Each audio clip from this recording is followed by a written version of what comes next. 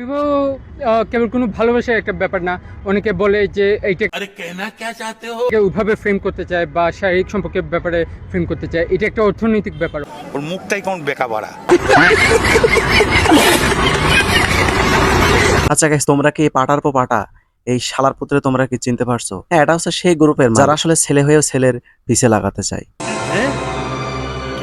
মানে এরা কত বড় খাটাসের দল চিন্তা করা যায়। শাওয়া মারানির মুখখানা দেখলেই মনে হচ্ছে নাইজেরিয়ান কুত্তার মুখ মেরে রেখে দিয়েছে সাইডে নিয়ে। তো গাইস, ব্যাপার হলো আমাদের গত ভিডিওতে এক শাহবাগী চুতমারেরকে আমরা একটু হালকা করে লাড়াচাড়া দিছিলাম এবং সেটা ছিল আমাদের প্রথম ভিডিও। আর সেই ভিডিওতে কিন্তু তোমাদের খুব ভালো পরিমাণে একটা রেসপন্স কিন্তু আমরা পেয়েছি, এজন্য তোমাদেরকে অনেক অনেক ধন্যবাদ। তাই সেই আনন্দ উপলক্ষে আজকে একটু হালকা করে লাড়াচাড়া দেওয়া হবে এই সমস্ত খাটাস নাদাস বলদাচোদাদেরকে, যাদের পরিচয় আমি ইতিপূর্বে তোমাদেরকে দিয়ে দিয়েছি। ছেলে হয়ে ছেলের পিছে লাগাতে চাই, মেয়ে হয়ে মেয়ের, কিন্তু মেয়েরা করবে কি? ওরা নিশ্চয়ই আঙুল মারবে। আর তাছাড়া আমাদের আরেকটা কথা হলো, হ্যাঁ, তোমাদের আরেকটা কথা হলো, দেখতেই তো পাচ্ছি ঐতিহাসিক একটা ব্যানার, যেখানে আসলে লেখা দরকার আমরা একে অপরের পিছে লাগানোর স্বাধীনতা চাই। তো সেই কারণে আমরা অর্থনৈতিক এই বৈষম্যটার বিরুদ্ধে দাঁড়াইছি। গাইস, চিন্তা করা যায়, এই যে একে অপরের পিছে লাগাবে, এই লাগানোর স্বাধীনতাটা না দেওয়া নাকি এদের অর্থনৈতিক বৈষম্য, এবং সেই বৈষম্যের বিরুদ্ধে এরা দাঁড়িয়ে। বৈষম্য তো তোরা করছিস ক্ষণকির ছেলে, তোরা ছেলে হয়ে ছেলের পিছে লাগাতে চাস, মেয়ে হয়ে মেয়ের আঙ্গুল দিতে চাস।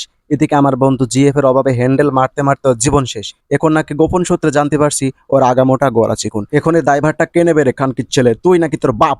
শালার খানকির ছেলেটা কি বৈষম্য না?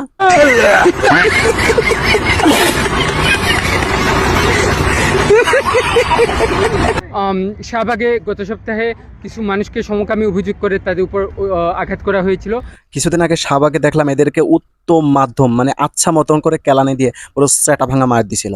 তারপর আবার আসছে আন্দোলন করতে। এই শালা, তোদের কি লজ্জা শরম বলতে কিচ্ছু নাই? অবশ্য থাকবে কিভাবে, তোরা তো ছেলে হয়ে আরেকটা ছেলের পিছে লাগাতে চাস। খাটাসচোদা। বলছি কি, এসব পাগলামো ছাগলামো ছেড়ে দিয়ে নিজেদের চিকিৎসা করা, কারণ তোরা মানসিকভাবে খুবই অসুস্থ। তা না হলে পাবলিক তোদেরকে একদিন এমন ভাবে কেলানি দেবে না, সালা বিচি খুঁজে পাবি না বিচি, বুঝলি? তখন আর কিসের আন্দোলন করবি রে বকাচ্চোদা? তখন কি বিচি ফিরে পার আন্দোলন করবি? কথা কি ক্লিয়ার না ভেজাল আছে? তো গাইস, ভিডিওটা এখানে শেষ করছি, কারণ এই শালার পুতদের নিয়ে এত বেশি কথা বলতে গেলেও অনেক ঘৃণা লাগে, বমি চলে আসে অনেক সময়। তো এতক্ষণ সাথে থাকার জন্য অনেক অনেক ধন্যবাদ। যদি আপনি আমাদের নতুন দর্শক হয়ে থাকেন তাহলে অবশ্যই সাবস্ক্রাইব করবেন। পেজ থেকে দেখে থাকলে অবশ্যই ফলো, লাইক, কমেন্ট, শেয়ার করতে কিন্তু ভোলা যাবে না। আর হ্যাঁ, সব থেকে বড় রিকোয়েস্ট যেটা, সেটা হচ্ছে এই সমস্ত কানাচোদা আবালচোদা খাটাসচোদাদেরকে দেখলেই যেখানে পাবে, নদী বিলে, খালে বাজারে, হাটে বাজারে ঘাটে, যেখানেই পাবা সেখানে কিন্তু উত্তম মাধ্যম না দিয়ে কিন্তু বাড়িতে আসা যাবে না, ঠিক আছে? তাহলে বাই বাই।